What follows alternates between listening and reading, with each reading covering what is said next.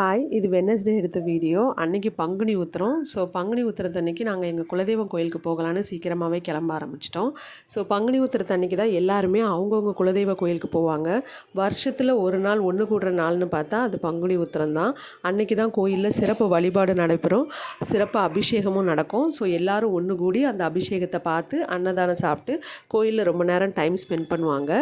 So நான் காலையிலே துணியெல்லாம் துவைக்க ஆரம்பிச்சிட்டேன். ஏன்னா எங்களுக்கு தூத்துக்குடியிலேருந்து ஸ்ரீவைகுண்டம்க்கு வண்டியில் போகிறது ½ அன் ஹவர் கிட்ட ஆகும். ஸோ நாங்கள் ஏர்லியராகவே போகலான்னு முடிவு பண்ணியிருந்தோம். ஸோ கடகடன்னு துணியெல்லாம் துவைச்சிட்டு ஸ்டவ் க்ளீன் பண்ணிவிட்டு அண்ட் பிரேக்ஃபாஸ்ட்டும் ரெடி பண்ண ஆரம்பிச்சிட்டேன். ஸோ பிரேக்ஃபாஸ்ட்டுக்கு என்னென்னு பார்த்தீங்கன்னா சப்பாத்தி அண்ட் உருளைக்கிழங்கு குருமா தான். ஸோ சப்பாத்தி மாவு நான் நேற்று நைட்டே பிசைஞ்சு வச்சுட்டேன். நான் ப்ரீ பிளான்டாகவே எல்லாமே கொஞ்சம் ரெடி பண்ண ஆரம்பிச்சிட்டேன். ஏன்னா குழந்தைய வச்சுருக்கிறதுனால நம்ம குழந்தை தூங்குகிற நேரத்தில் தான் நம்ம வேலை பார்க்குற மாதிரி இருக்கும். அண்டு சைட் பை சைட் நான் பாப்பாவுக்கு சத்து மாவு கஞ்சும் ப்ரிப்பேர் பண்ணிவிட்டு நான் எனக்கு வெயிட் லாஸ் ட்ரிங்க்குமே ப்ரிப்பேர் பண்ண ஆரம்பிச்சிட்டேன். ஏன்னா நேரம் ரொம்ப கம்மியாக இருந்துச்சு, வெயில் வரதுக்குள்ளே கிளம்பணுன்றதுக்காக. உருளைக்கிழங்கு குருமாவில் பார்த்தீங்கன்னா நான் பேருக்கு தான் உருளைக்கிழங்கு ஒரே ஒரு உருளைக்கிழங்கு ஆட் பண்ணுவேன்.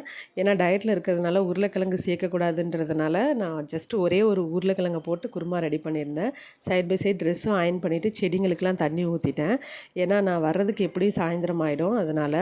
அப்புறம் ஃபுட்டும் ப்ரிப்பேர் பண்ணியாச்சு, சப்பாத்தி அண்ட் உருளைக்கிழங்கு குருமா. நான் 2வது பேக்கில் எல்லாமே ஆர்கனைஸ் பண்ண ஆரம்பிச்சிட்டேன். ஏன்னா பாப்பா வச்சுட்டு இருக்கிறதுனால நான் எப்போவுமே ஒரு ட்ராவல் பேக் மாதிரி எல்லாமே கொண்டு போயிடுவேன்.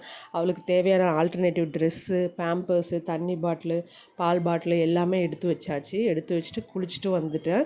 நான் என்னோடய ஃபுட்டும் சாப்பிட்டாச்சு. அண்டு இதுதான் என்னுடைய அவுட்ஃபிட்டு. நான் சுடிதாரில் தான் போக போகிறேன், வண்டியில் போகிறேன்றதுனால. 2வது கோயிலில் பார்த்திங்கன்னா சரியான கூட்டம்.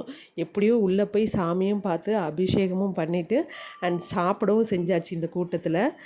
இதுதான் எங்களுடைய குலதெய்வ கோயில் அண்டு இதுதான் எங்களோட சாமியும் கூட. அண்டு பயங்கரமான கூட்டம். ஸோ வெளியெல்லாம் நிறைய வண்டி பார்க் பண்ணியிருந்தாங்க. இவ்வளோ கூட்டம் நான் பார்த்ததே இல்லை. தேங்க்ஸ் ஃபார் வாட்சிங்.